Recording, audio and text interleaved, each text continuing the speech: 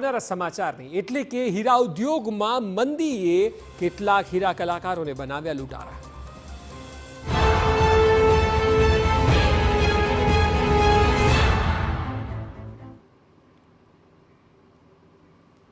હીરા ઉદ્યોગની મંદી હવે લોકોને ક્રાઇમના માર્ગે આગળ ધકેલી રહી છે। જી હા, સુરતમાં 3 બેકાર રત્ન કલાકારો લૂંટ કરતા ઝડપાયા છે।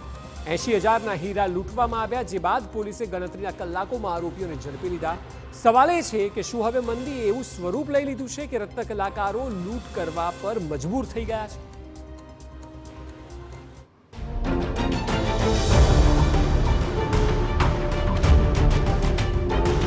મંદીએ બનાવ્યા લૂંટારા। રત્ન કલાકારોએ ચલાવી લૂંટ। 80,000ના હીરાની કરી લૂંટ। આ અહેવાલથી આપ ચોંકી જશો, પરંતુ આ હકીકત છે। સુરત શહેરને સમગ્ર વિશ્વમાં ડાયમંડ સિટી તરીકે ઓળખવામાં આવે છે, પરંતુ આ ડાયમંડ સિટીની ચમક છેલ્લા 2 વર્ષથી ઝાંખી પડી ગઈ છે। ડાયમંડ ઉદ્યોગ સતત મંદીના માહોલમાંથી પસાર થઈ રહ્યો છે અને તેના જ કારણે રત્ન કલાકારો પણ મુશ્કેલીમાં મુકાયા છે। મંદીને કારણે રત્ન કલાકારો ક્રાઇમ તરફ આગળ વધતા હોય તેવું લાગી રહ્યું છે, કારણ કે સુરતના વરાછા પોલીસ સ્ટેશન હદ વિસ્તારમાં 3 રત્ન કલાકારોએ દેવું વધી જતા લૂંટનો પ્લાન બનાવ્યો અને 2 કારીગરોને ચપ્પુ બતાવી ડરાવી ધમકાવી તેમની પાસેથી 2 મોબાઈલ, 120 કેરેટનો ડાયમંડ સહિત કુલ 80,000 રૂપિયાની લૂંટ ચલાવી। આખા મામલે વરાછા પોલીસે એક જુવેનાઇલ સહિત 4 આરોપીઓની ધરપકડ કરી છે અને વધુ તપાસ હાથ ધરી છે। અત્યારે જે રીતે હીરા બજારની અંદર મંદીનો માહોલ ચાલી રહ્યો છે અને લોકોને એક જે ડર હતો કે રત્ન કલાકારોને જે સમયસર જે કામ નથી મળતું ને તેના કારણે રત્ન કલાકારો બીજા રવાડે ન ચડે, તેવો જ એક કિસ્સો છે તે સુરતના વરાછા વિસ્તારમાં સામે આવે છે। થોડા દિવસ અગાઉ કેટલાક રત્ન કલાકારોએ સાથે મળી અને જે લૂંટ કરવાનો જે પ્લાન કર્યો હતો અને રાત્રિના સમયે વરાછા વિસ્તારમાં એક કારખાનાની અંદર વહેલી સવારે 3 જેટલા લૂંટારુઓ હતા તે કારખાનાની અંદર ઘૂસ્યા હતા અને પોતે અગાઉ 3 મહિના પહેલાં રત્ન કલાકાર તરીકે કામ કરતા હતા, પણ છેલ્લા 3-4 મહિનાથી જે કામ ન મળવાના કારણે જે ખર્ચો વધી ગયો હતો અને તે ખર્ચોને પહોંચી વળવા માટે આ 3 રત્ન કલાકારો સાથે મળી અને રાતના સમયે કારખાનાની અંદર લૂંટ કરવા માટે ઘૂસ્યા હતા અને 80,000 જેટલા જે રોકડ રકમની જે લૂંટ કરી અને ફરાર થઈ ગયા હતા। આખી જે ઘટના છે તે સીસીટીવીમાં કેદ થઈ હતી। જે રીતે જે કારીગર જે માલિક છે કારખાનાના તેમના તરફથી વરાછા પોલીસ સ્ટેશનની અંદર ફરિયાદ નોંધાવતાની સાથે જ વરાછા પોલીસ દ્વારા આ બાબતે ગંભીરતાથી નોંધ લઈ અને અલગ અલગ ટીમો બનાવી અને આરોપીને પકડવા માટે તજવીજ હાથ ધરી હતી। સીસીટીવીની અને ટેકનોલોજીની મદદના આધારે જે વરાછા પોલીસ તરફથી આ 3 આરોપીઓ છે તેમની ધરપકડ કરી લીધી છે અને વધુ તપાસ હાથ ધરવામાં આવી છે।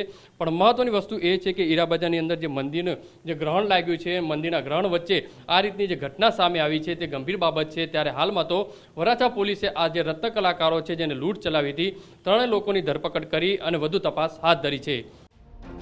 પકડાયેલા આરોપીઓ રત્ન કલાકાર છે અને તેમને પૈસાની જરૂર હોવાને કારણે તેમણે આ લૂંટ કરવાનું કામ રચ્યું હતું। આર્થિક સકળામણ દૂર કરવા માટે તેમને આ લૂંટની ઘટનાને અંજામ આપ્યો। પોલીસે ઘટનાના ગણતરીના કલાકોમાં જ તમામને ઝડપી લીધા। આરોપીઓના સીસીટીવી ફૂટેજ પણ સામે આવ્યા છે, જેમાં આરોપીઓ લૂંટને અંજામ આપવા માટે જતા જોવા મળી રહ્યા છે। 3:30 વાગ્યાના સુમારે 20 થી 25 વર્ષની ઉંમરના આશરાના 3 ઈસમો મોઢે રૂમાલ બાંધી અને તેમના કારખાને આવી તેમના 2 કારીગરો નાઇટ શિફ્ટમાં કામ કરતા હતા। તે પૈકી એક કારીગરના છરી બતાવી અને 120 કેરેટ એટલે કે 80,000 રૂપિયાના હીરાની તેમજ 2 કારીગરોના બંને વિવો મોબાઈલની લૂંટ કરી અને ભાગી જવા અંગેની ફરિયાદ વરાછા પોલીસ સ્ટેશનમાં નોંધાયેલ હતી। સુરતમાં હીરાની મંદી દિવસે ને દિવસે ઘેરી બની રહી છે, જેને કારણે રત્ન કલાકારોની મુશ્કેલી વધી છે। સુરતના હીરા ઉદ્યોગને મંદીનું ગ્રહણ લાગ્યું છે। 10 લાખ રત્ન કલાકારો સામે આ જોખમ સર્જાયું છે। 50,000થી વધુની નોકરી ગઈ છે। 3 વર્ષથી નેચરલ ડાયમંડ કટિંગ અને પોલિશની માંગ નથી। યુદ્ધના વાતાવરણને કારણે પણ નકારાત્મક અસર થઈ છે।